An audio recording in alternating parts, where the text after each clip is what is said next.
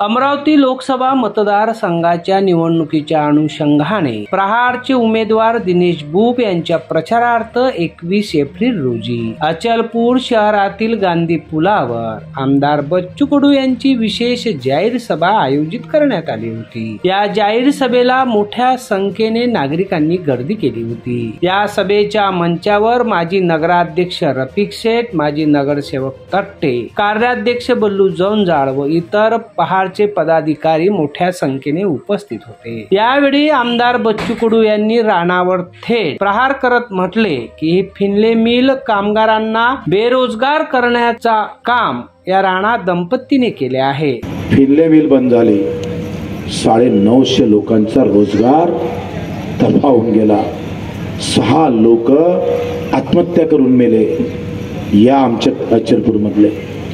तरी फिनलेचे कामगार हाती भाजपचा झेंडा घेऊन फिरतं तेव्हा दुःख वाटते थोडंसं, दुसरं काही नाही।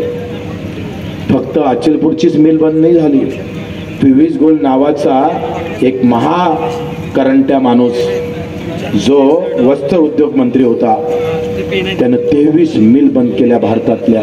किती मिल भाऊ? 23 मिल।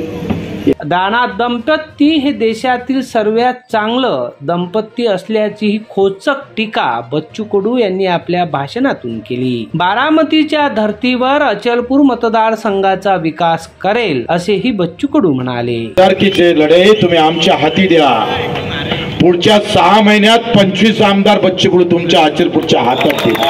25 आमदार। बारामती का विकास क्यों हुआ? वहाँ राजनीति ताकत मजबूत है। राजकीय दबाव असल्याशिवाय विकासाची कडी उघडत नाही। बारामतीकर राज्याचं राजकारण करत, उद्या बारामतीला मागे टाकून अचलपूरकर राज्याचं राजकारण करल हे तुम्हाला शक्तीने सांगतोय। 1 खासदार निवडून द्यान तर 21 आमदार निवडून आणू असेही बच्चू कडू यांनी प्रचार सभेत म्हणाले। यावेळी मोठ्या संख्येने प्रहार पदाधिकारी व कार्यकर्ता व सभेला जनसमुदाय उपस्थित होता।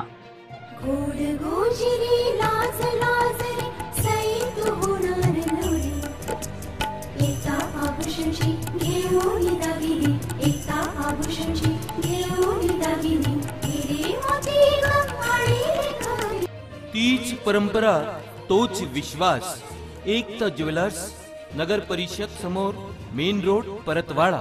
योगेश कपिले सह जितेंद्र रोडे, अध्ययन समाचार लाईव्ह, परतवाडा।